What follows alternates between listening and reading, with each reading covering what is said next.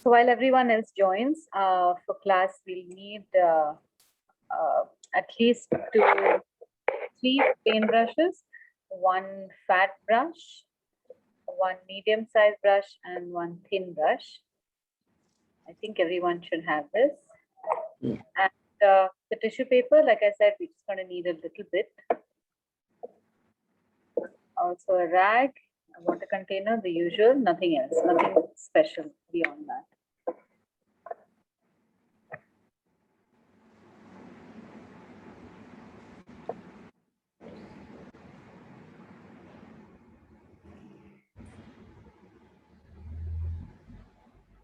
Now, all the new people, Devasena and Sadla, do you have watercolor? Do you have this watercolor kit, or do you have another watercolor kit?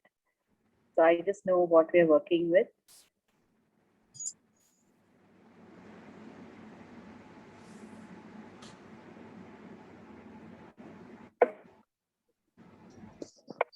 Hi, Aditi. I'm Sarla here. Yes. Sure. You have I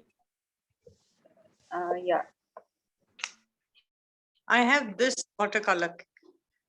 Okay. All right.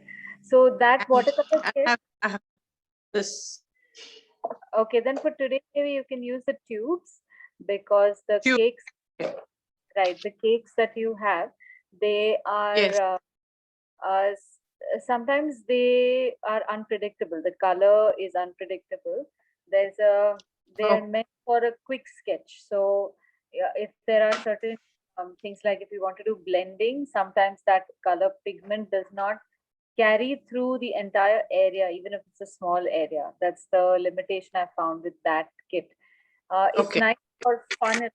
It's recommended usually for kids, where we don't do too much of technique. So they just pick up a red, pick up a pink, or whatever. The colors are very beautiful. The shades are very nice, but they don't have as much, I would say, holding power. So just maybe 3 or 4 color tubes are fine. We are not going to specifically use any color from the kit. It's more about consistency and play of color. So we are not use any specific shade. So I don't feel lost even if you use the tubes. Okay, done. I'll use the tubes. Thank you.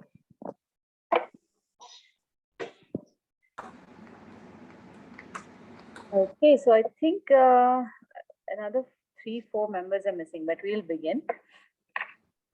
So I'm going to be covering the watercolor basics 101. We might take 2 classes to do this, because I don't want to rush everyone. I would like that I can do a demonstration, and then all of you can also do something according to those instructions and give me feedback about what is working and what might not be working. Because unless I can help you with those problems, this just starts becoming like a YouTube video, right? So hopefully I will be able to remove some of the hurdles that you feel when you're painting. I have an idea generally from seeing your work what the issues might be. So I've made a list for what I would like to cover today. Don't worry about taking the notes down the way I have, but I will share these with you so you get an idea of the text. And I might elaborate on this a little later also over the weekend and share the more elaborate version with you. But just so, because I'm a visual person, I like to see what I'm going to do. So I like to write everything down. I can't, otherwise I can't keep a track of how I want to take the class. So just to go by what I have written right now, here are some of the more important points that I find everyone can focus on when you're making your illustration. The first most important thing is the planning of your illustration. So whenever you are creating an illustration, you need to have an idea of the entire plan. How does the whole picture come together? There are times when you would make, say, maybe a card or something where you would probably have a design just in one corner, just at the top, just at the bottom. But in that case, you need to keep in mind the entire composition before you make your artwork, because painting of that will depend on how the rest of the elements are going to be on your page. So if you're going to have a backdrop, for example, that thought needs to be given before you start painting the details. So planning is something that I would like to focus on, but that is not the focus of today's class. This is something that I just wanted to highlight. Everything else in watercolor comes after planning. If your planning is good, then you don't feel afraid of what you are going to do. Most people have this fear that in watercolor you can't go back, you can't erase, you can't change what you have made, and that I think keeps them very afraid. And that all of that has to do with planning. If you have planned it, then you know process one to the other. So now I'm going to get you into the process, the different processes that we can do. Um, in this, the next problem that we have is paint consistency. Now, this is, I think, 50% of everyone's challenge. How do you know if your paint consistency is appropriate? So when you say my consistency is wrong, or my picture or my paint is looking patchy, or you are unhappy with the painting, it's usually a problem of the consistency, which is supposed to be different for different applications. So when you are painting a large area, you need to necessarily give a wash. And when you are giving a wash, there are two things. You have to have a large quantity of paint depending upon the area. And also the brush needs to be larger so that you can cover a large area. And you need to apply the paint in a certain way, which is what we're going to come to in the next part as well. So that's one kind of consistency. That's for a wash. Usually washes are very light. So if you are going to make a very deep colored wash, then that means you have to make multiple washes. You have to keep staining the paper maybe 3, 4, 5 times in order to get one nice even color in a large space. What we try to do is take one color and just keep painting over and over, and keep taking a thick paint and painting over and over, thinking that in one shot all of it is going to finish. So that does not work with watercolor. You need to make layers and layers, like the glazing that we do. And that is the advantage of watercolor, because then you can keep modifying that glaze. You can make it one even color glaze or color throughout, or then you can also keep adding a few shades here and there to make the wash more dynamic. The next one is even color. So when you want a simple even color throughout, you need a different kind of consistency, which you might say is like the normal consistency that everybody seeks. It's not too wet, not too thick, not too dry, somewhere in between. So it's like the pH 7 of consistencies. Then you have the consistency that is appropriate for blending. So we would have a blending that will require a wet on wet or wet into wet. Are two different types of consistencies that I can think of that we can do. So let's start with figuring out what is the right consistency that we need for different kinds of applications. I'm going to begin with this even color consistency. And this is something that I recommend everybody ought to start doing right away to get more practiced with watercolor. So that is nothing but making small shapes or small designs and painting those designs in one even tone. So I'm going to make a flower over here, one. Just a simple floral design where every element is at the most 1 square centimeter in area. Not too big, not a very big thing, just a small design over here. So each of these petals is no more than maybe a centimeter wide, half or 3/4 centimeter tall. That's about it. Another thing that you can do is also make geometric designs, like just make, my favorite to go to is to make these triangle shapes. It's like an Adobe design. It looks really nice. And when you color it up, it automatically looks really lovely. It's simple to make also and lovely to paint. You can think of any type of design. The only criterion is the total, it needs to be small, not more than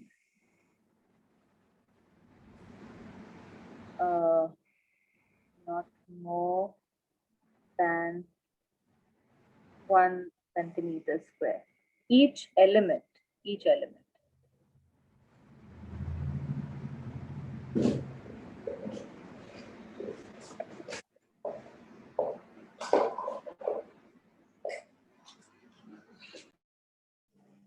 Now we're going to start off with the medium-sized brush.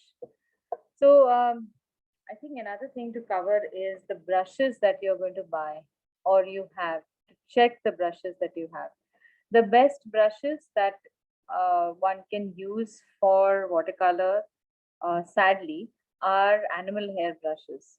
I don't like the idea of animal hair brushes because anywhere animals are exploited, there is some question mark. So we have synthetic hair brushes also, and they are equally good, but you need to look for a medium price range quality. Sometimes price can determine quality of the brush. So even if you don't go for really expensive ones, a medium range of price is good to go with. This S68 is a very nice quality. Some of their brushes seem to have artificial hair and some of them have natural hair. I don't question much. I just go and buy. In the past, we used to get sable hair, but I think there was a ban on sable hair. So then we got only synthetic hair for about 15 years. But then again, natural hair is available. You can also find brushes like these.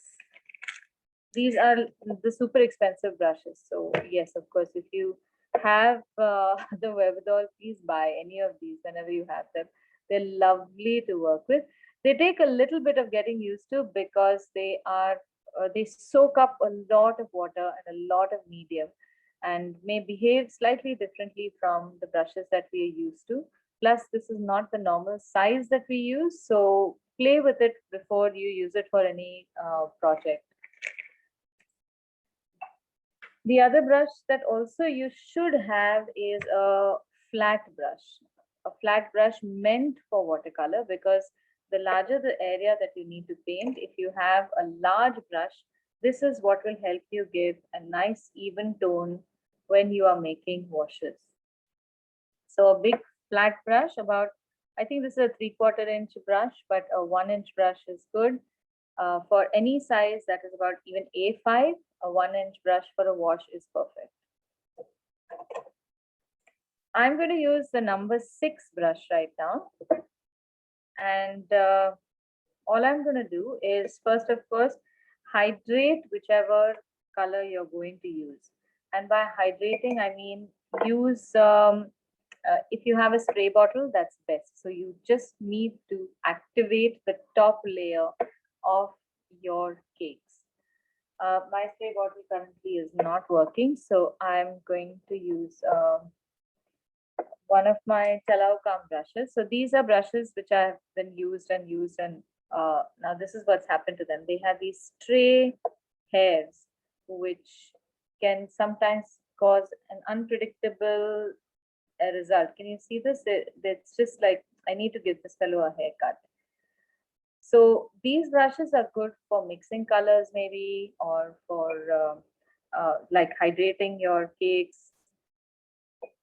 These are good because then you can brush them this way and the other, a little bit of abuse and they're pretty okay.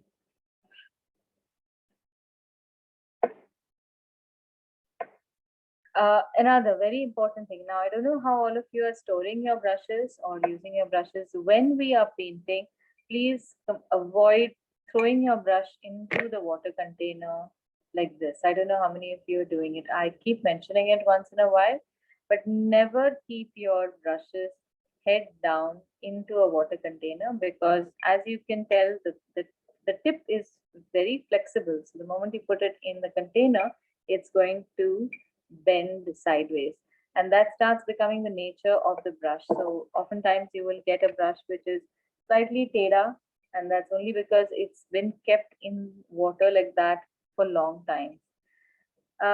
Nobody has told us these things in school. This is one of the first things that they should tell us in school. But so the process is to wash the brush, drain it along the side, and keep it either flat, or I have a sweet container like that into which I just poke the brushes that I'm using for a particular project. So I don't have to hunt for them from my usual container, but they're always upright. There is no encumbrance to the tip, and you will be surprised at how much your illustration changes just by keeping your brushes in a happy container. Okay, so now when hydrating if you're not using the spray bottle and you are going to hydrate the cakes, the amount of water that you put in is very important. If you put in too much water, you'll see that the water makes like a dome shape on top of the cake. Likewise, even when you're using tube colors and you've squirted some tube color in your palette and you add water to it, anytime that a dome shape forms, it means that the medium has become too active. So all that means is that if I were to pick any color, like my orange there's so much water in my orange that my brush is going to easily get overloaded. The best amount is like in this light red. It's just a gentle film of liquid on top of the cake, no more than that, because then that I can just rub and get like the normal consistency paint that I need. Now, without using the palette, you can try painting directly from here. So I'm going to paint. The trick to do is to paint no more than 3 or 4 strokes and then go back and reload your brush. Don't wait till the brush goes completely dry. If you have enough medium in your brush so that the brush is not going dry, you can continue to paint. When you get the color on paper, a solid color, the exact shade as you can see on most cakes, apart from the dark colors, because the dark colors just become much darker than they will appear on paper. This is about the normal consistency of the light red. It's the consistency of, say, maybe face cream or like a conditioner. It's reasonably thick. It's not too watery, and it feels nice and moist. So the project that you can do to practice this consistency is create small shapes and try painting just with this, so you know where the normal stands. Now I'm going to ask you to overload your brush with any one color. I'm going to do it with orange. So this put excess water in any one color. Of course, drain your brush a little bit. You can drain the brush on the palette as well. So I have taken this color, but I'm going to drain a little bit just by pressing and squeezing out the color. And I'm going to try painting this.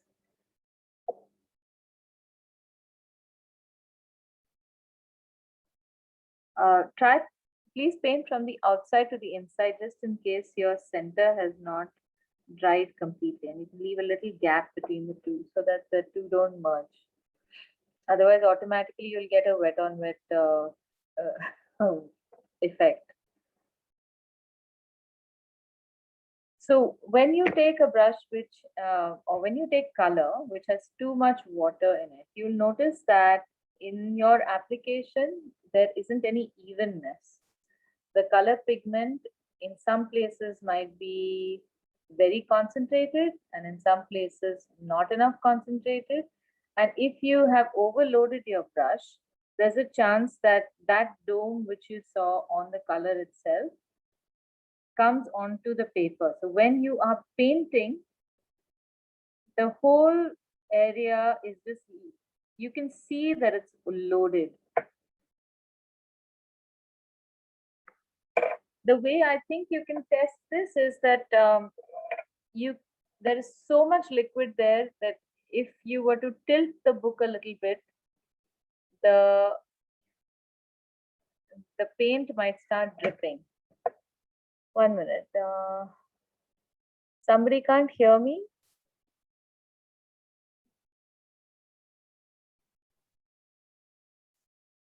Okay. Yeah, it's working for us. Who is this? Yes, let me just check.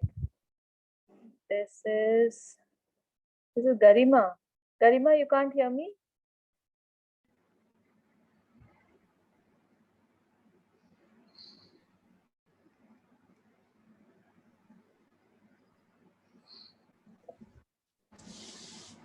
Okay, all right.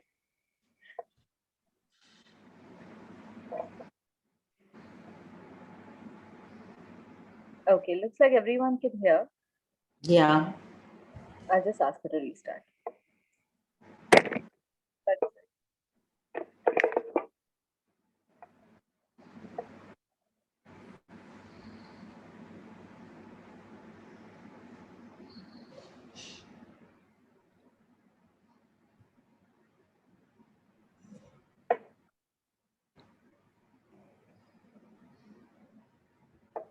Okay, are you guys trying this as well? Are you trying painting these? Yeah.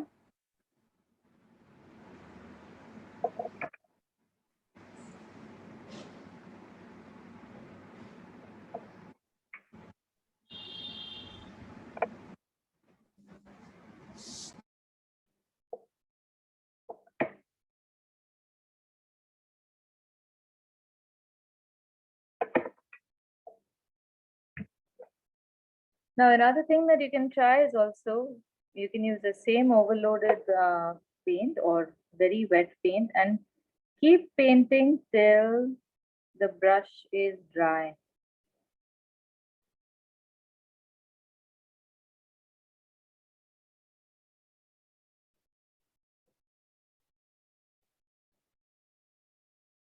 Every time you are painting, some of if there's an ideal water amount that a brush needs to move smoothly, that starts reducing. So I haven't dipped into my color at all from this petal here at 5 o'clock all the way up to the petal at 11 o'clock. So this becomes how your pigment is distributed. Somewhere in between petal 1 and petal 5, let's say this is 1 and 5, somewhere you have a good consistency for a wash, where the color is not too dark, because as we can see, the color is much deeper. If we were to take the original color, so I'm going to now reduce this water. If there is too much water, this is what you do. Just take a brush and remove it onto your palette, this excess paint. And if, of course, you can't control that, you can take your rag and just press on the cake itself, and the rag will absorb much of the water and not too much of the paint if there is too much water anyway. So I'm going to now paint one petal in the consistency, in the normal consistency that it should be.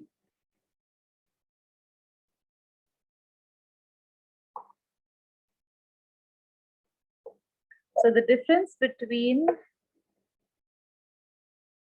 this is normal, this is very watery, and this is even more watery. So the difference in the shade between what's normal and now this is a dry effect. So this is where your brush probably was dragging too much, very bad for the brush. But these two seem fine, 3 and 4 seem fine. This is great for a wash. So whenever you find that something unexpected is happening, please make a note of what is the effect of that unexpected thing. Even if things are patchy, sometimes you do need that patchiness. So I would like to keep reinforcing the idea that there is nothing is a mistake. It is probably just inappropriate for that particular application that you need. So if this is the wash consistency, we know that we can add a certain amount of water so that it becomes nice and light, and we can use that color for a wash. Now let's try this thing one more time and let us keep adding water to figure out what is a good consistency. Now is everyone comfortable with what is the normal consistency of a paint?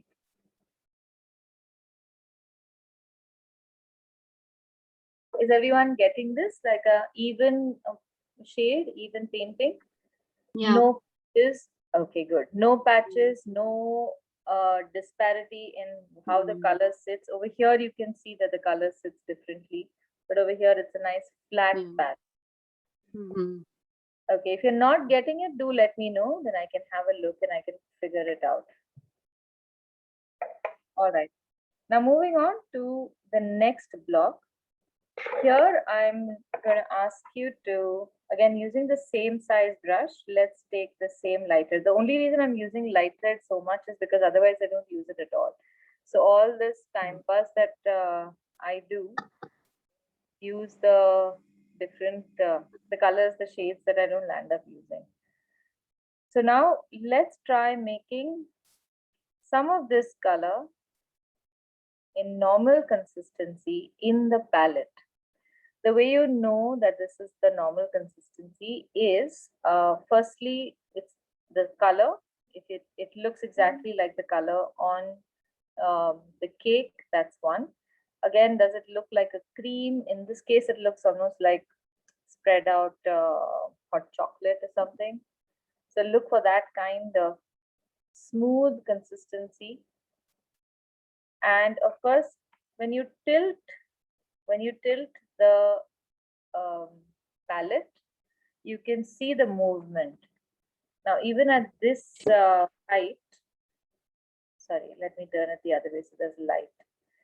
It's such a nice consistency that it is not dripping like mad. If I add more water to this as we're going along, you'll notice that it becomes very frisky and runs all over my palette.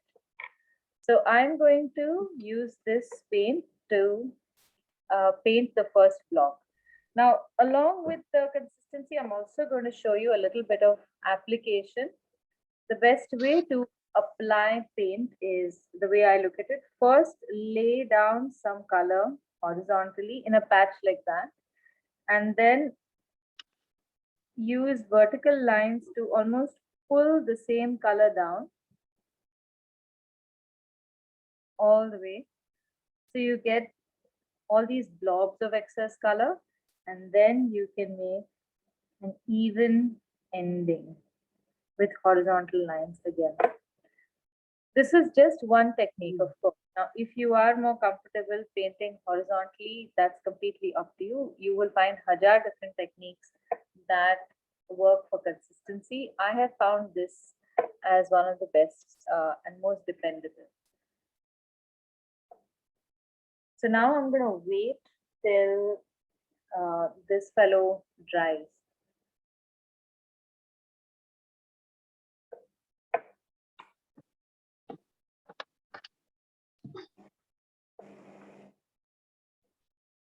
And because we can't wait, let's see shades of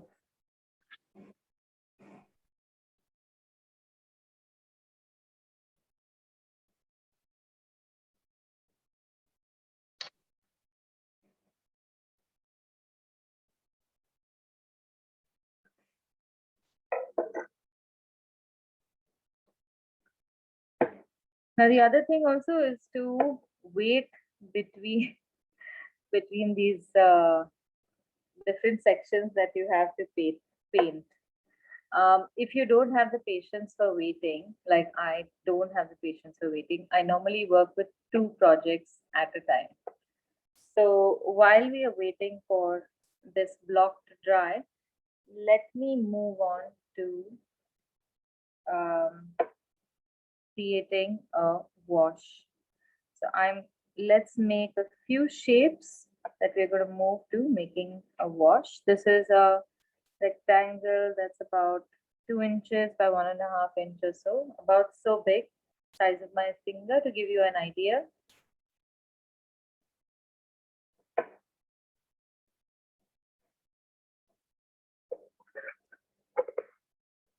And next to it, I'm going to make some nice leaf shapes or almond shapes. I'm making 3 leaf shapes.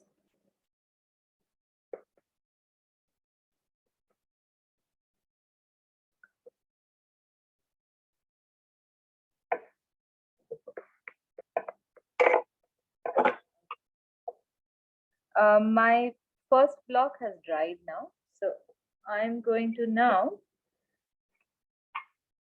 add a little more water to this puddle, but only a little, slightly to one end, to one edge, not right in the middle. And when you add water, you can see more of the bottom of the palette, so you know whether or not it's the same consistency. That's another way to check. And I'm going to now paint the next block with this shade, which has a little more water than before. If your consistency is accurate, even if you dip into that paint again, you would still get the same consistency throughout. So you don't have to worry about more color coming in or more water coming in.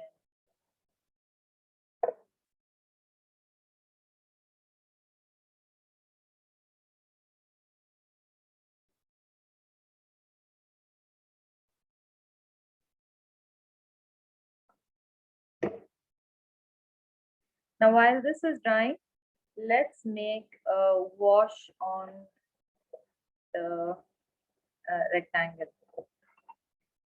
So I'm going to make a wash with a fat brush. This is my number 10 brush. And I'm going to make a purple color using crimson. I already have a purple over here, so I'm just going to add to that. A little bit of crimson and a little bit of ultramarine blue. I don't need too much. So as you can see, the difference between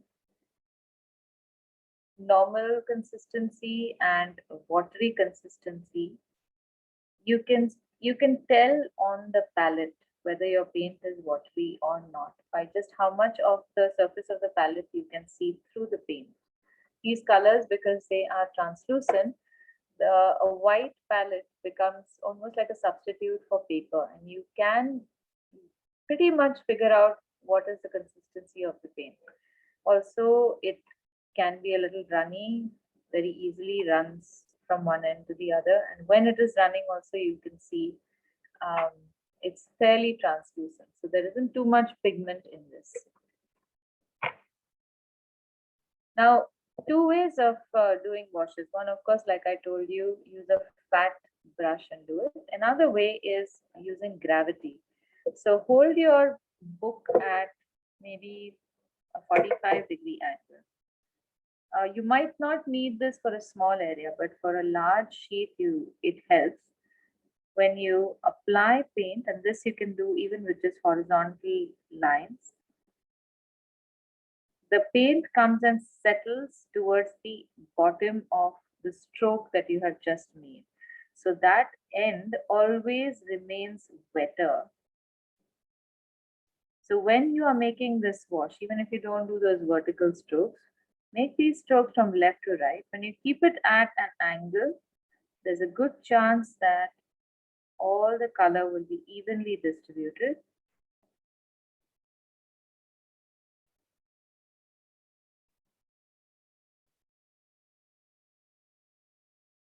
And now this last blob that you have over here, you can pick up with the same brush, just dab the brush on your rag and just lightly touch a few of the tip hairs and pick up that last blob so you don't even get that excess paint in one hair.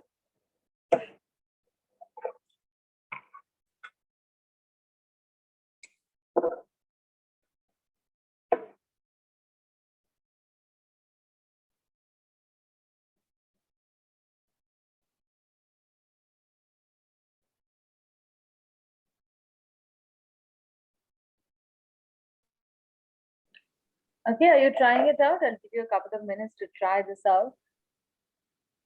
Remember to keep the book at about 45 degrees. Yes, Garima, let me have a look. Yeah. Okay, did you move your brush or in one direction only from left to right, left to right? Yeah, I think water is less. I think I think you should add more water then, yes. more water. Yeah. So note over there that you possibly more water needed because Okay. it will coming like a go-to for your problems that, okay, if this is the effect I'm getting, there's probably less water. So make your notes over there. Okay, Shivani. Again, Shivani, have you also kept moving the brush only from left to right, left or right to left? Okay. So I need you to move the brush in directions, left to right, and maybe from right to left, so that all the color is not going to one side. I thought we have to move only in one direction. I'm definitely not listening. No, even if you do that, let me just try and do that as well and show you. But I'll tell you what you have to keep an eye on and what you should actively be checking on. Even if you were to make the wash in one direction, you have to make sure that this paint that you have on the side does not be on this side. It comes to the bottom. Okay. So again, I can do with more water. So can you see every time I'm making the line below, because I'm contacting the line above and that is the paint is wet, it just seeps down. It's like taking a step down and coming to the lower rung of the painting. So you have to make sure that that is happening. Do you want to try it one more time?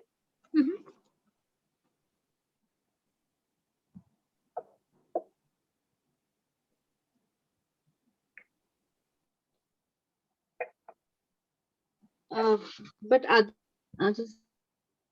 Yeah.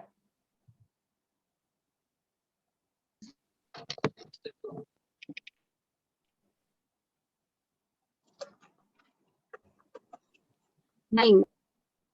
Yeah. Is it better, Shivani? I don't know how comes it's like that. 1 minute. Yeah, this is much better, Shivani. It's better. And I did this way. Both ways? Good. Both. Okay, so down over there, that one was in one way. Then that if you added water, right again. Garima, same thing again. Even if you have more water, just make sure that when you are making second line, see what happens is, if you're not connecting with the line that you've made before, the paint which has gone and stayed on the right hand side stays over there, and you're making a second line and then you lift the brush and that paint stays over there, and that's how you get a series of dark lines on the right hand side. So when you are painting the second line, there's like a tiny overlap one on top of the other. so that that paint Okay.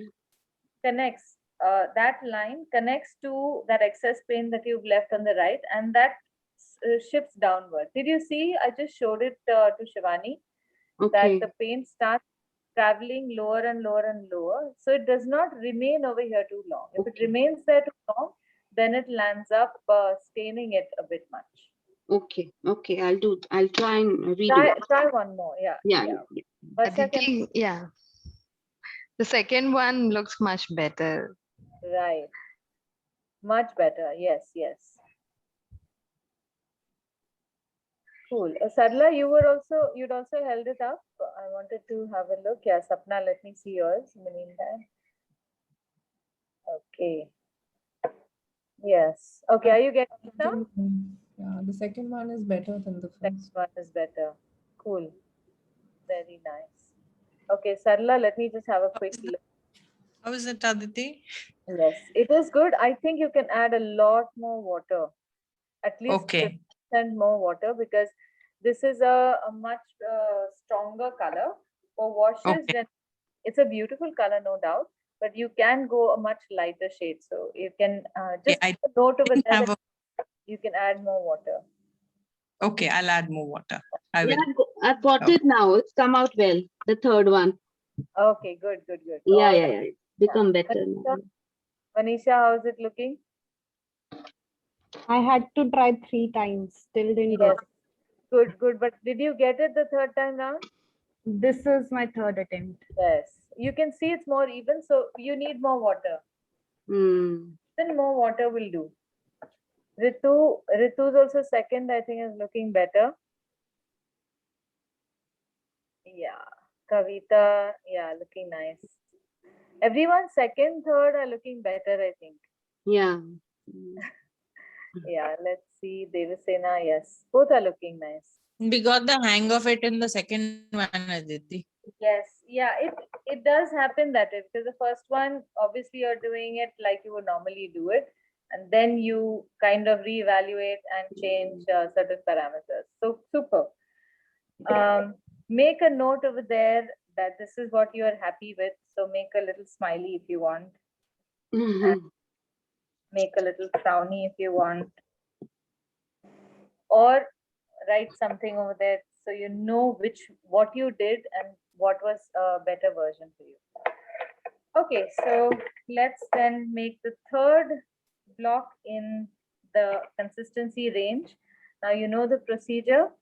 You add even more water to the earlier color and try this wash now. You can make even this with holding the book at 45 degrees. What are the colors you are using here? I'm using light red, and I've just added more and more water to that same one single color. Oh.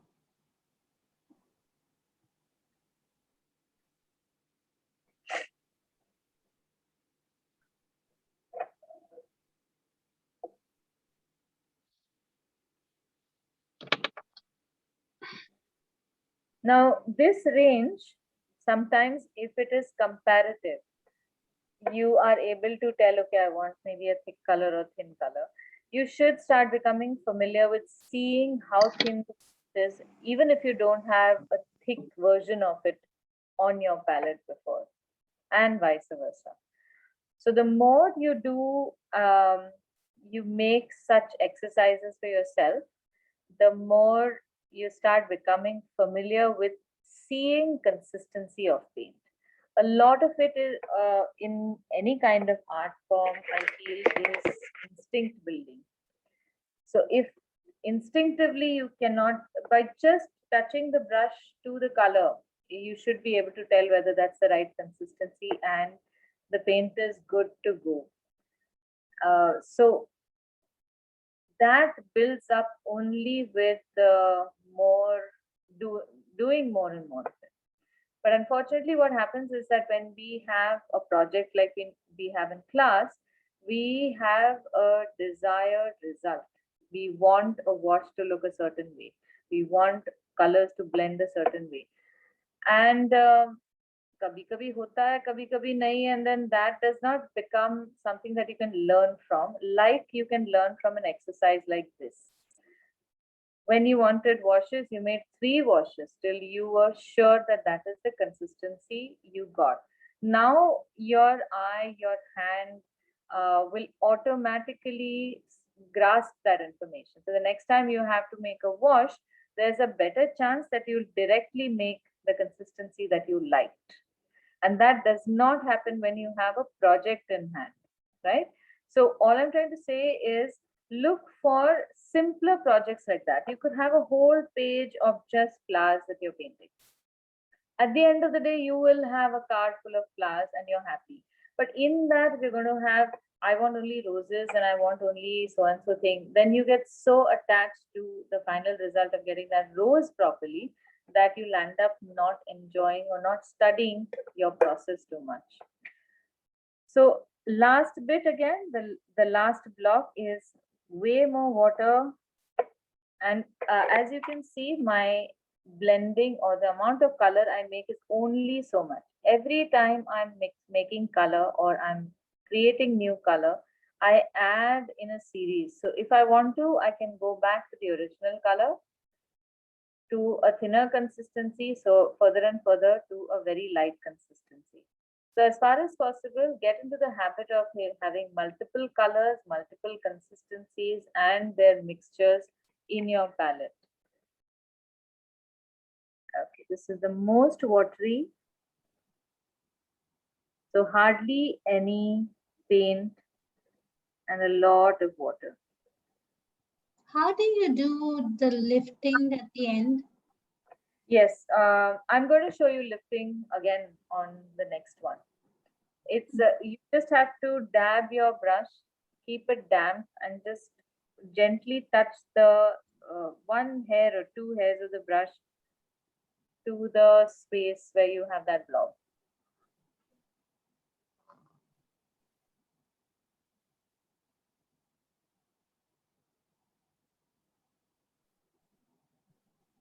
I personally find this a very soothing exercise, the creating consistency.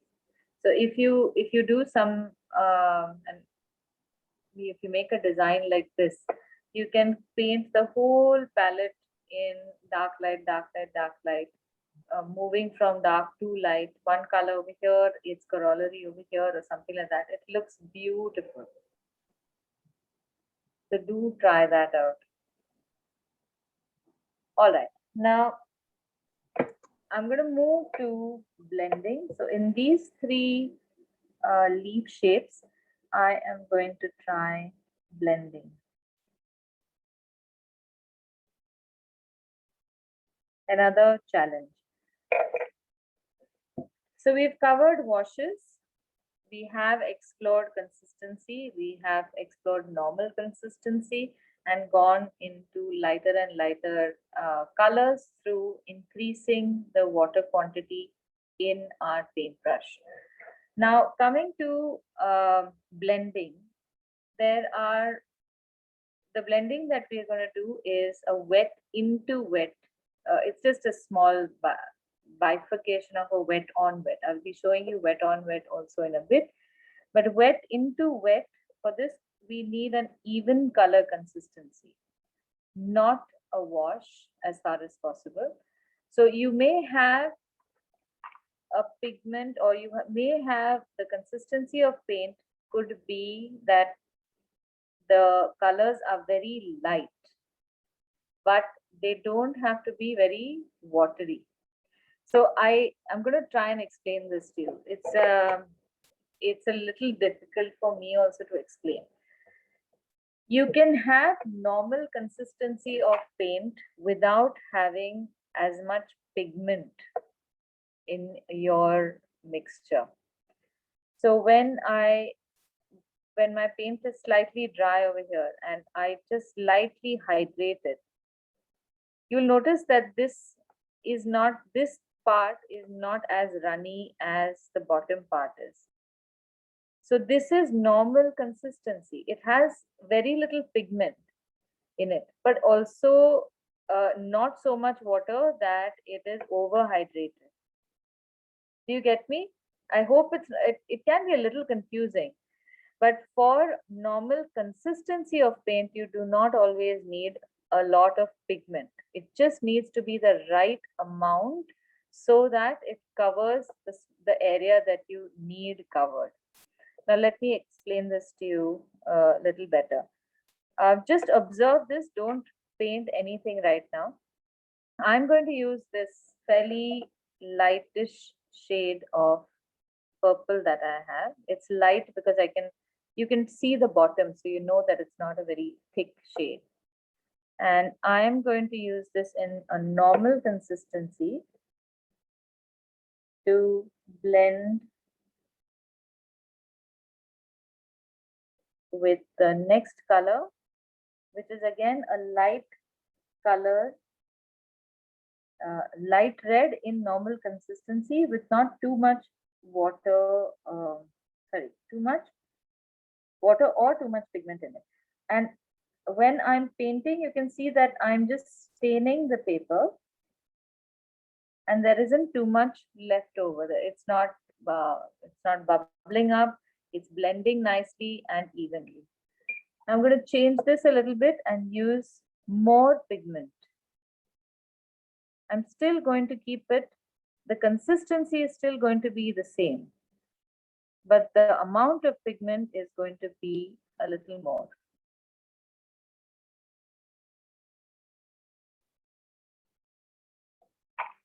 Now this is fairly dark. The consistency is So the what same. colors you've added along Yes, with violet blue? Yeah, I've added crimson and ultramarine blue. I just like this combination, that's why I'm adding, but you don't need to. I just want you to see that I'm attempting to make the same shade but darker. Okay, and I'm going to do the same thing when I apply it on the paper. You'll notice that it goes on with the same kind of, say, enthusiasm. It's just darker, and I'm going to now add to that the light red that I have in normal consistency. Slightly dried up.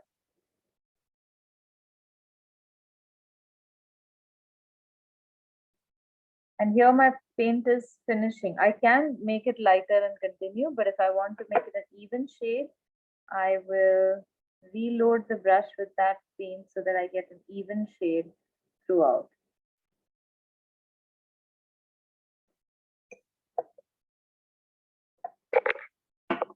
Okay, so there are two versions of blending where here in the first one, the color is just light, but the consistency is the same. It's not, just because you have a light color does not mean you have a watery consistency. Do you get what I mean? Okay, so the consistency of paint needs to be a certain way for what we need for a wash. You might say that the end result is what you might get as a wash. But in the wash, we used a very, very watery consistency because we needed a lot of flow. Are you getting it? It might be a little, it might click sometime, but I don't know how better to explain it. So for just a second, for blending, you mean we don't need to use much of water? Yeah, you don't need to Yeah. use too much water. You can use the normal consistency and maybe a little more water, but not, Okay. Much of water as in a wash. yes. Now in a wash, if you want to, you can also make a two-colored wash. Okay. Mhm. So that you can use two colors. Okay. But Okay. there, because it is a wash, Wash. So we need more have a- water. correct. Got it? Okay. Yeah, yeah. Aditi, can you just repeat the first one? How you made it? The second one, I got it. The first one. The first one is exactly the same colors, but it has less pigment. So proportionately more water, but not so much that I'm going to make a wash out of it. No, you did blending, no? So how did you blend those two? I didn't get it. They look like one color to me. Oh, you do? Oh, okay, fine. Let me just blend it, the purple and green, and I'll show it to you.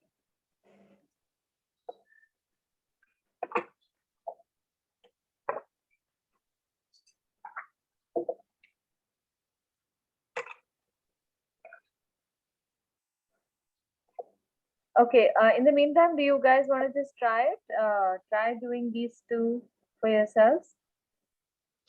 And I will show this one more time. Yeah, we'll do this. In color. It's not very watery.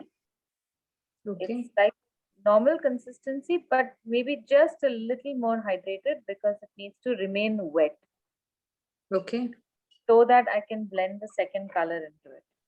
I'm going to apply it on half of this shape, wash, Okay. and then take the second color, which is the same consistency, no more or less water, and then blend into it. Now, because Brush and I use the next color, right? sorry, Do I clean the brush and then use the next color? yes. And Shivani, now here I've got this extra blob, so I've wiped the same brush, and I'm just touching the one or two hairs to pick up just a little bit of the paint, not all of it, otherwise you'll be left with a white patch. So this is how I blended. Now this is a little more water than I would have liked. There should be even less water than this. Okay. Okay. Thank you. Thank you. Blending will take a lot of practice. So please keep practicing blending as much as you can. There is one very fun exercise. I don't know, our class had also done it, I think. Just make a stalk and make some leaf shapes around the stalk like that. This makes for a very nice card also if you want to. So all your art practice can become gift cards or gift wraps.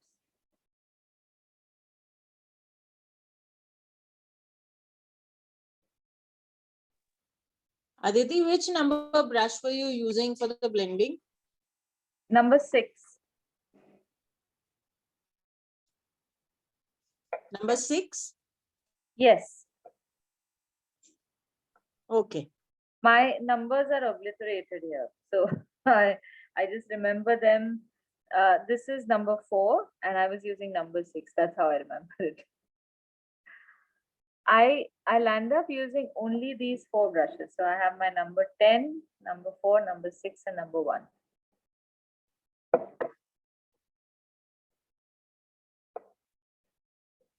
I think we have done this exercise in the past. You can create these leaves and just randomly select whichever colors you want and practice blending. For blending, is it preferable to keep the paper flat instead of 45 degrees? Yes, it would help.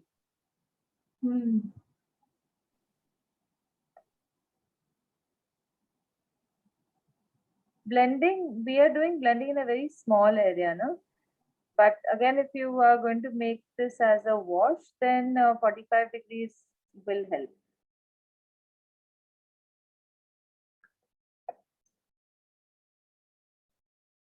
Okay, Sarla, this is also another example of blending. What I'm doing is I'm applying. So we do blending. I think it should still be a little wet, right? Yes, it has to be wet. So if your paint does dry, if you make one layer, let's say for a time. I'm not getting it. Yeah, I think I'll have to do it while it's little wet. Yes, keep changing the amount of water you put in it. I'm going to try making this. I'm going to leave it like that and let it dry.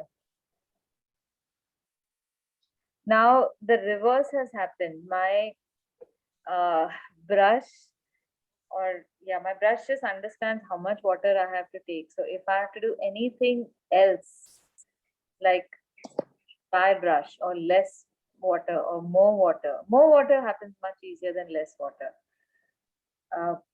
It just doesn't do it.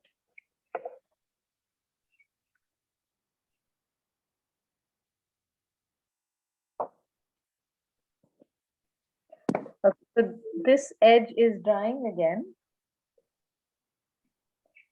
So if something like that happens, if the first layer dries, you can go back into that color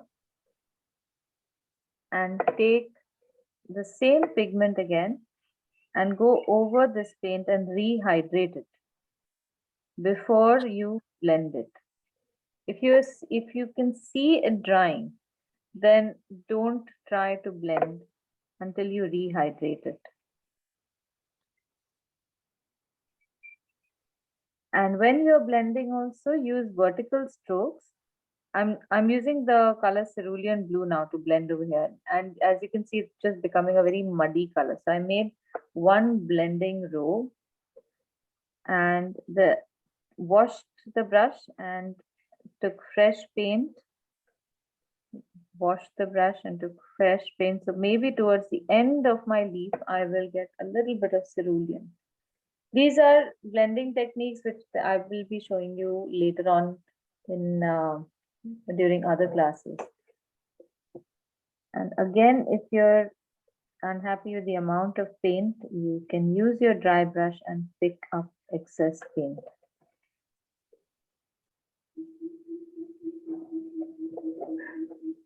When using your brush also, please pay attention to how much you are pressing the brush on the paper.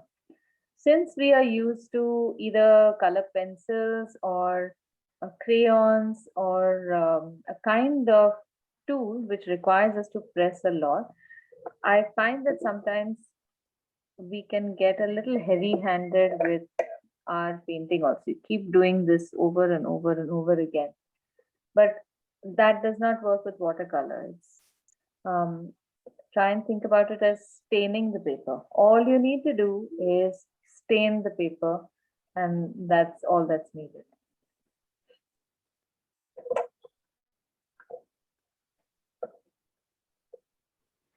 We did the triangles for blending activity. Yeah, correct. You can, this is also a very nice exercise. You can try this. Leaves are also beautiful for blending.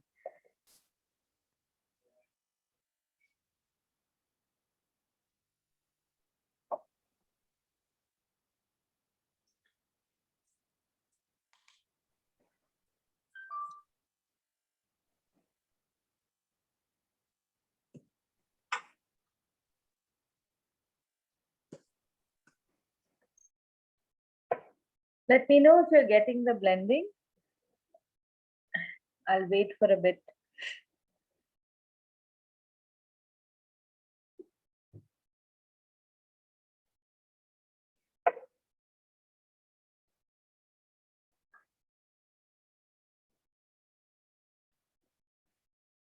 Ah, very nice, Devasena. Let's see.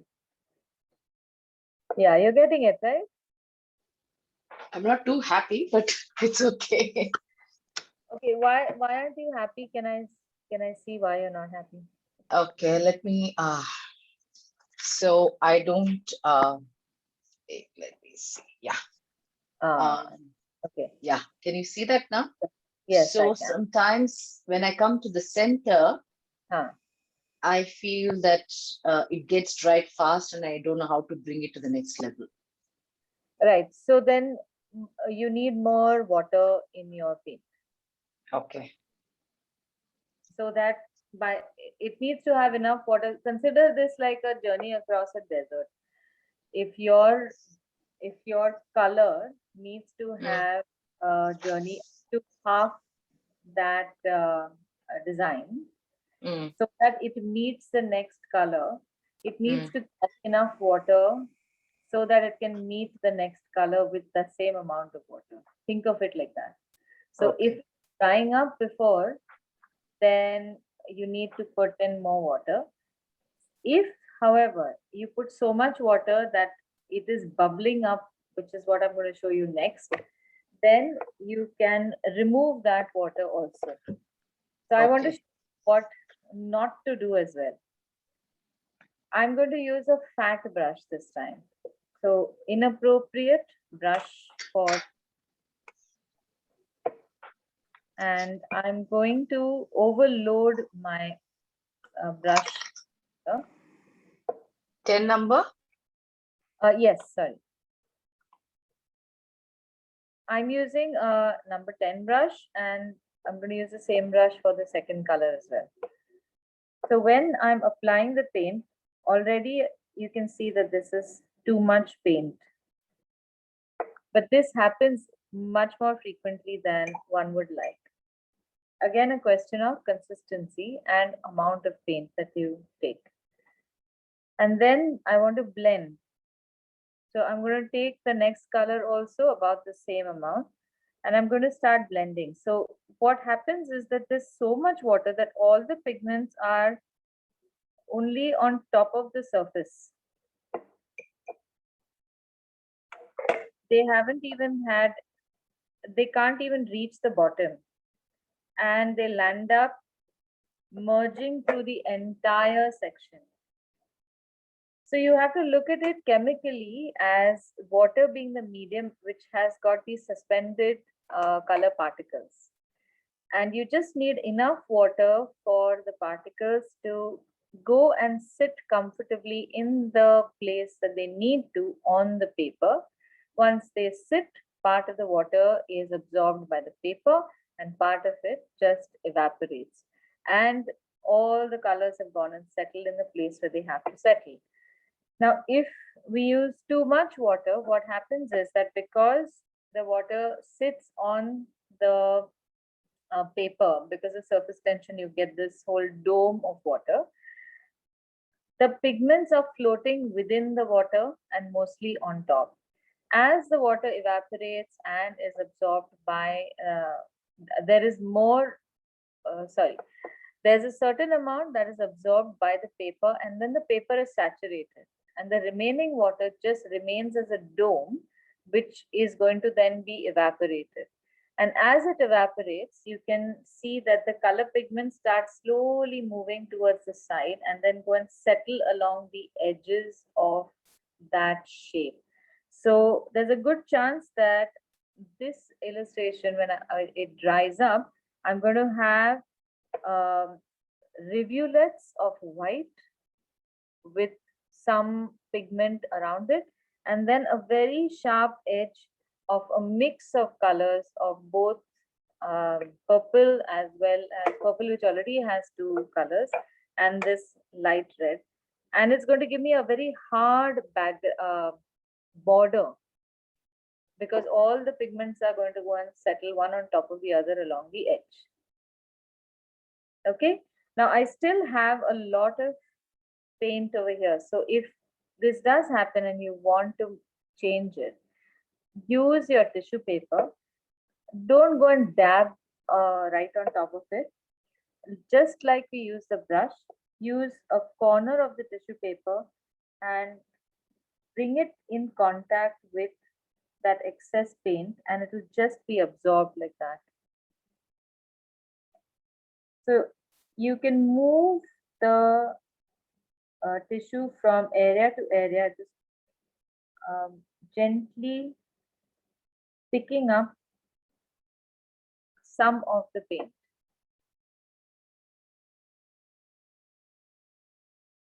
And very often, this technique can also be used to pick up all the paint off the surface as well.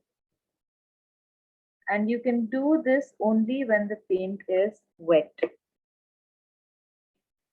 So if, for example, you make something and the color is too dark or too light, now this happens very frequently to me when I'm, say, making a portrait or something. In some place, I just cannot afford to have a dark color.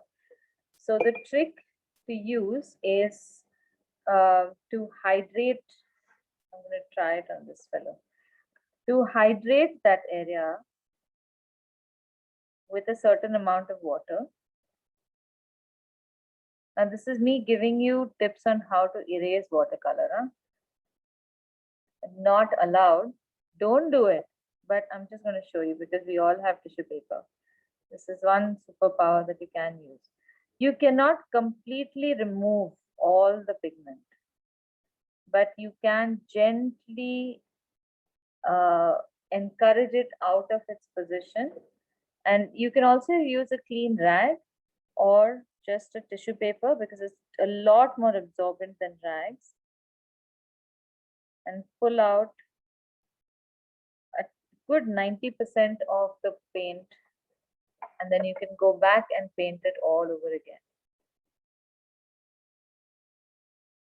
Okay, so do try this also, since you all have those tissue papers. The trick is to be very gentle with the brush when you are nudging those color pigments out of their position.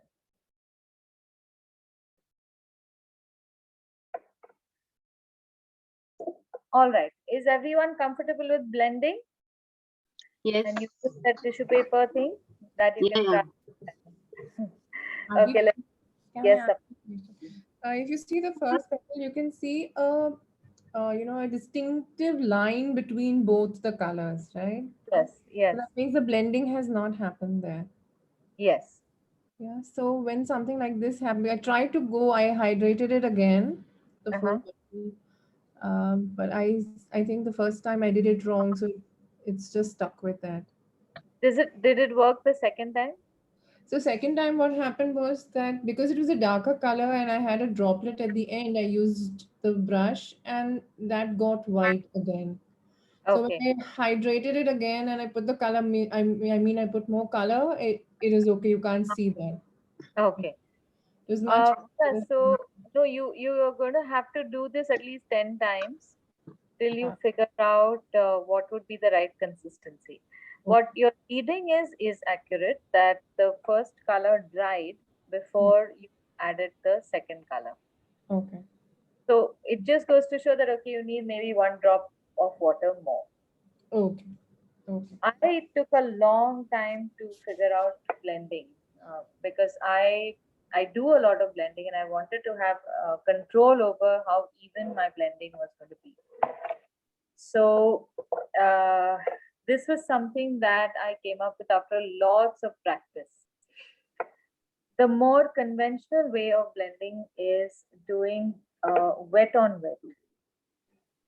It's not so much blending as much as just 2 important techniques that are used in watercolor painting: wet on wet, and for just as a comparison, there's a wet on dry, which actually makes no sense.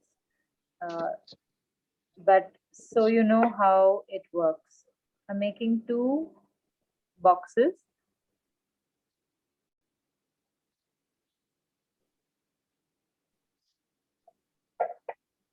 And using a fat brush, now if you're comfortable with making washes, let's make a nice blue colored wash with maybe cerulean blue. First on the wet on dry box. So make a very watery mixture. Use your 45-degree angle and give a good wash.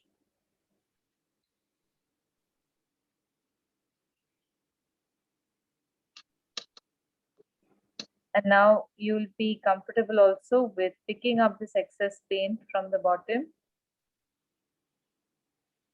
either with your brush or even with a tissue.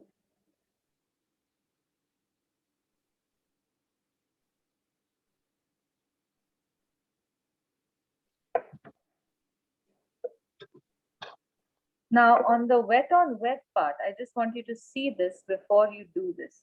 I'm going to make this wash and I am going to, before it dries, I'm going to do something on this wash. So I want you to observe, because we won't have time when you make your washes to let that dry. Now while this is still wet, I'm going to take another color, maybe a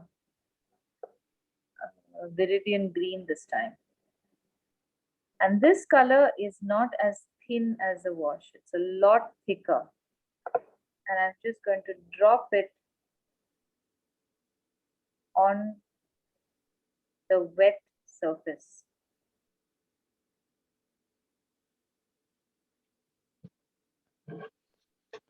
Let it just merge with the previous color.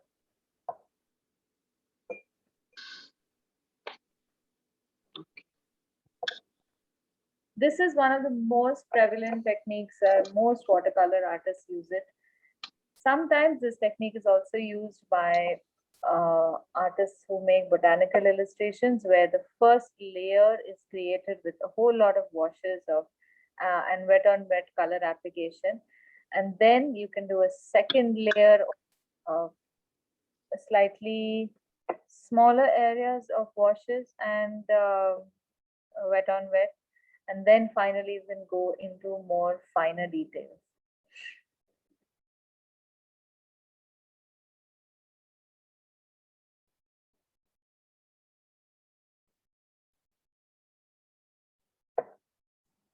So with the wet on wet, if I keep it at 45 degrees, it's running and I feel like it's going to come out of that rectangle.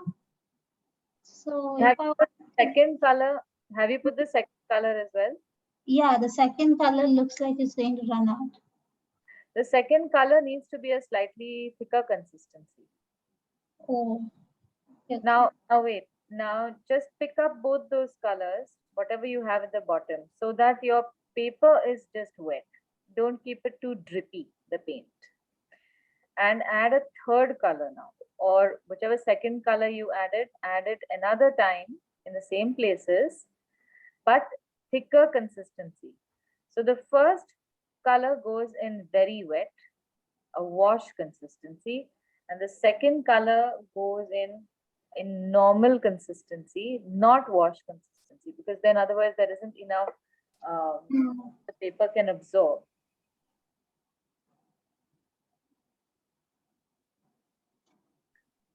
Okay. Okay, work. Yeah. It's like Slightly drippy still. yeah. So pick up the drip now with the brush or with the tissue. Okay. As long as you see this fuzzy effect, that's what I'm looking at.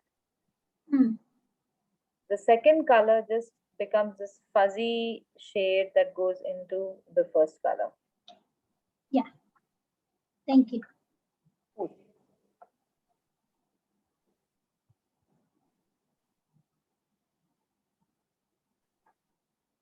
So when I pick up with the tissue paper, I have to touch it very lightly, right? Yes, very lightly. Otherwise, you will be left with a white patch there. Right, that's what happened. Okay.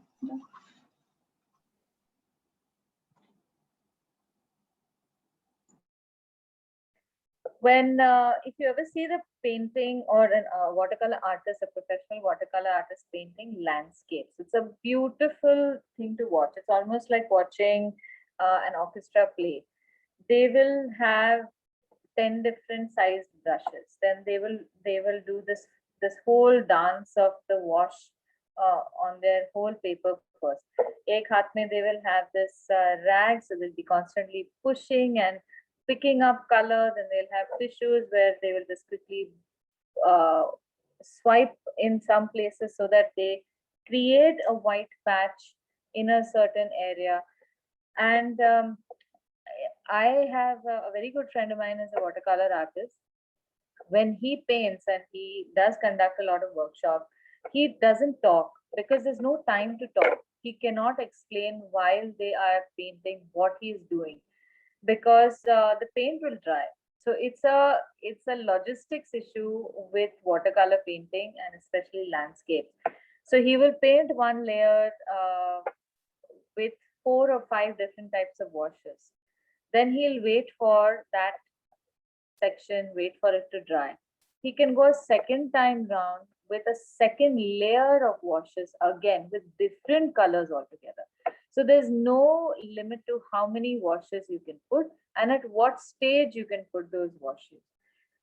Sometimes washes are laid down right in the beginning, sometimes in the middle of the painting, sometimes even at the end of the painting. So say, for example, you make a beautiful house or whatever, you can just turn your picture around completely and then create a wash that goes in the opposite direction. Even that is perfectly fine. But it requires planning. You should want to have to do it that way. Otherwise, the first step is to create the wash on the paper, because then that Aditi, I color. can't hear you. Okay, can everyone else hear me? Yes. Yes, I can hear you now. Yes, we can. Okay, let me.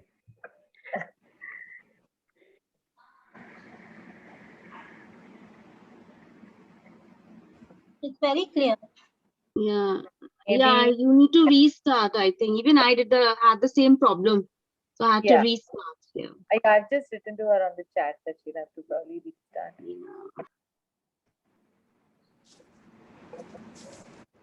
Okay, now with this consistency, let this thing still dry. I'm going to give you some more fun exercises. This time, let's use the 10 number brush.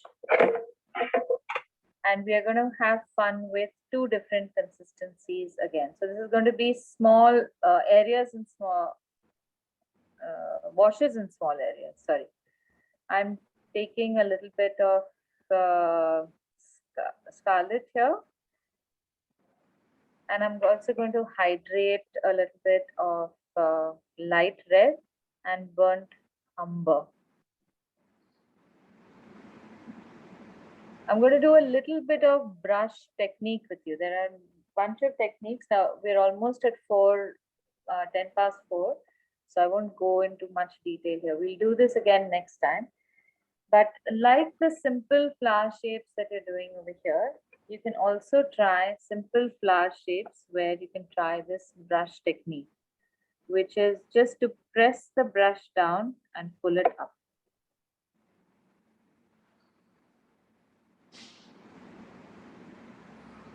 To check what kind of petals you're getting. And as you come to the bottom, you can wipe your brush and add light red in vertical strokes. And then finally, burnt umber. So your first color is very watery. Second and third colors are normal consistency. And you can create motif like that, very simply. Okay, I'm going to show you one more time. This is reasonably watery paint, or let's say halfway between normal consistency and a wash consistency.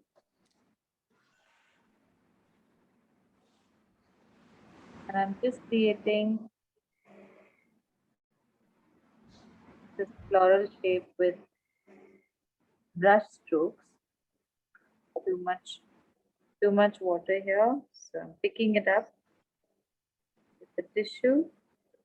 I'm going to add the second color. So this is wet on wet. And the third color, blending.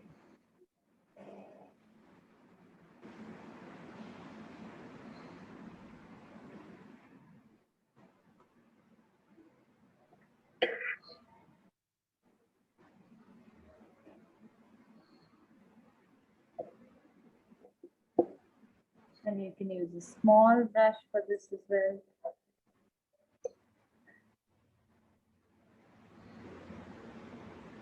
So for this exercise, you can try changing the consistency also. Make it slightly thicker, for example. What happens then?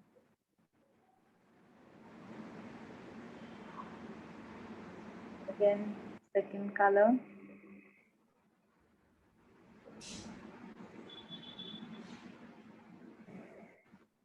Third color. My second color is barely visible. It just gives me a nice transition between my first color and the third color.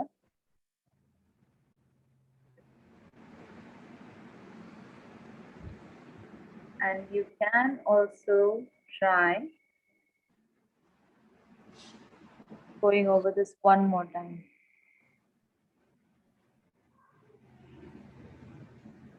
And see how that changes your picture. Wow.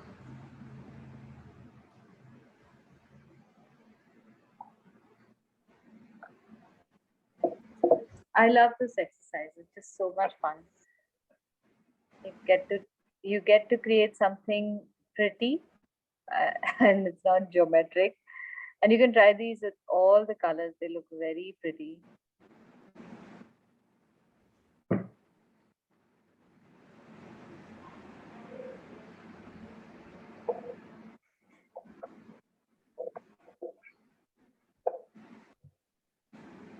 So this technique is the press and pull, where you press the brush down. We will do some other techniques next time as well. But let's say in brush techniques.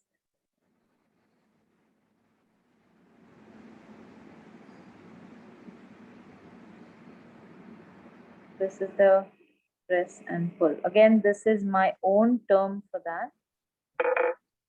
You might find it as something else elsewhere, or maybe not also. I press the brush down and pull towards to my side. Press it and pull it.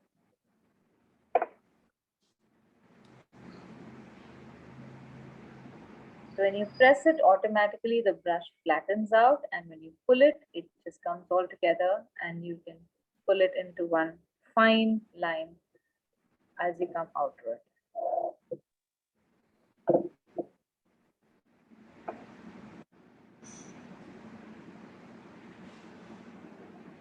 Okay, now just so that we can finish this part, the wet on dry part, a little bit of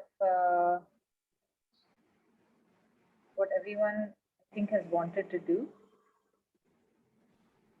I'm going to create a similar shape over here, but you'll notice that it does not obviously blend. So I'm creating the shape of what might be trees.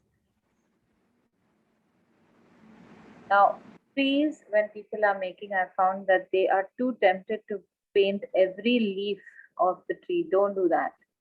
It's not needed. So just rub your brush lightly in various directions. You can lift it once in a while to create some blobs here or there, but don't try to make all the leaves of that tree. And if you want a variation, you can add a second color once in a while. That'll blend the wet on wet within the space that is wet right now.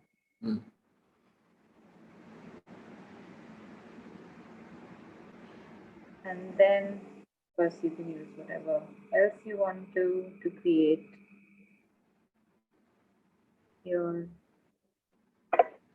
the rest of the trees parts.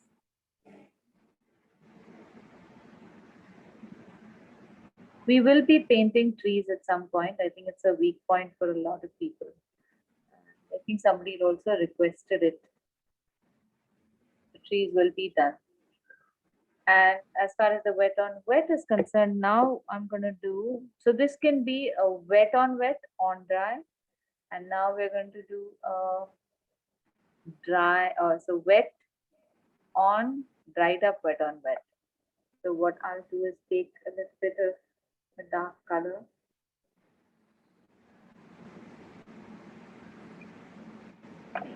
In a brush, maybe a point number 1 brush.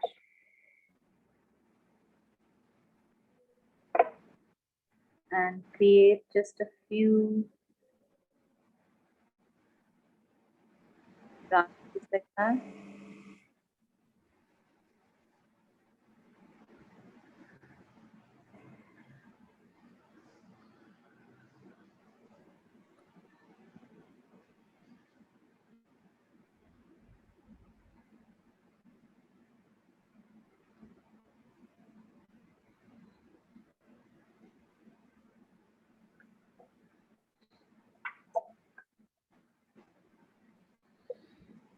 So you can create a very subtle effect with a nice thin brush.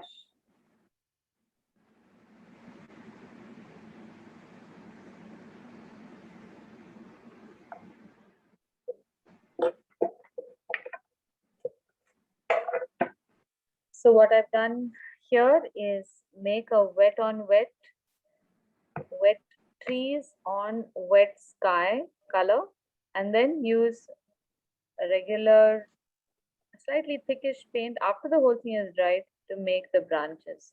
Just a little bit of detailing. And in the second instance, I made a wash for the sky, let it completely dry, and then made firm shapes of trees, not the fuzzy shapes. And within that, then I kept adding maybe a deeper color with the wet on wet effect to create a more dynamic shading of the tree itself. So I wanted to show you how if you, again, it goes back to planning. If you know the effect that you want, you can put together the techniques in whatever form, in whatever order to get a desired effect. After I have done this particular effect, I can still do a more firmer image of the trees back onto these fuzzy trees also. They don't only have to remain fuzzy. It's all up to how we want the illustration to finally come out. Okay, so this was part 1 of watercolor. Now, for your practice, there is enough that you can do practice with. I would like you to do at least one of these tasks over the next week. The geometric shape is quite a nice idea, because then that just helps you do 1,000 things. Either you can do this plain single color painting and make a very nice Adobe kind of design. Choose your colors wisely. You don't have to make all the colors in the palette. Just choose all the reds, one yellow and one blue, I think. Forget the yellow also. Earth colors and one blue, and that will give you a very nice composition. You can try blending. So you can try making the leaf pattern. That's exercise number 2. And try blending also. You can try brush techniques. So you can make these floral shapes. You can also try making the floral shape in a circle if you want. Or if you can come up with a different kind of flower, just using a press and pull technique, up to you. Have fun with it. So at least 3 different exercises that you can practice. The more you do it, you need to keep attention on the consistency. What is the effect that you're getting when you have made a certain color? That is what you have to observe. So look at it more like an experiment that you are observing, rather than I want to create this flower and why is it not coming? Now that you know the brush color pull technique and the tissue technique, I think some of your problems will also be solved. If you have too much water, just dab a little bit, let it dry, make a second layer, and you're good to go. Okay, I hope this has helped. Yeah, nice class, ma'am. Okay, good. Thank you. Yeah. Ma'am, how's the situation? How's the situation in Pune? COVID situation? Well, I don't read the newspaper. I don't go out of the house. I just stay in my corner. I believe it is quite scary, especially for those who are keeping up with the news. Maybe, yeah. So there is a shortage of vaccines, I feel. Some friends of mine have wanted to get their second vaccine done, find it difficult. Okay. But I'm not in a rush, because I don't go out much. I don't go to an office. I don't meet people. So I'm just being careful. Washing my hands. Yeah. You're having in-person classes there? Not anymore, because the situation is just very uncomfortable, I would say. Not scary. I'm not scared. Yeah, I know. But you know, the Precaution. there are too many things that you have to keep in mind, and too many things that are unpredictable. So I had started in-person classes, but then either somebody's staff is not coming, so then they don't have enough time, so then they stop for a week or something, and it's a once a week class, so then they miss out on something. So we tried it, but more than a month I couldn't sustain it. So we're just waiting, maybe June, July, after everyone has been vaccinated, things settle down, or everyone has just finished off getting their COVID one way or another, and we're out of it. Yeah. God knows when will this settle down. Okay, we have our art. We don't need to go anywhere. So I'm quite Exactly. Exactly. Maybe next year we should, plan at least a class in person. I would want to come to Pune and see you there and have an in-person class with you. Come, Varsha. I will be happy to come to Hyderabad also. I love it. So anytime we will try and do something in person. I'm sure things will change. Let's see when. But till then, I find that I'm such an introverted person. I enjoy that I have to stay in one place, one corner. And one more thing, Aditi, I have seen on your Insta page, maybe some annual, I mean, for your students, some kind of an art exhibition or something. So can Yeah. we plan something for ourselves? I think it's been almost a year that we're learning from you. At least Yes, most of us. it is almost a year, and I was planning on doing something like that. This is all again, we can plan for it and see if things work out.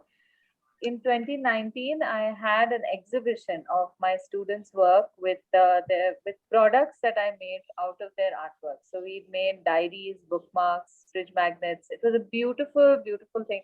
And I have a printer over here who got everything made. So we had made this just for Diwali. So if we start from say June onwards and have some artworks ready, we can definitely create some artworks ready for production for Diwali. It's a simple process. I will explain everything to you. You just have those products which you can order. My printer makes them and I can just ship them to you. So even if we don't have an exhibition of all the products, all of you can design your own Diwali gifts this year and have them made from this fellow. The pricing is very reasonable, quality is excellent, and start sending out your Diwali gifts sometime in maybe October or something. That can definitely be done. That'll be great. Yeah. Great. Cool then. So you're fun to do over the weekend. Please share your pictures and notes also. If you have any notes, please share those so other people can also enjoy them. All right. Bye then, everyone. Nice weekend. Thank you. Bye. Bye, everyone. Bye. Bye.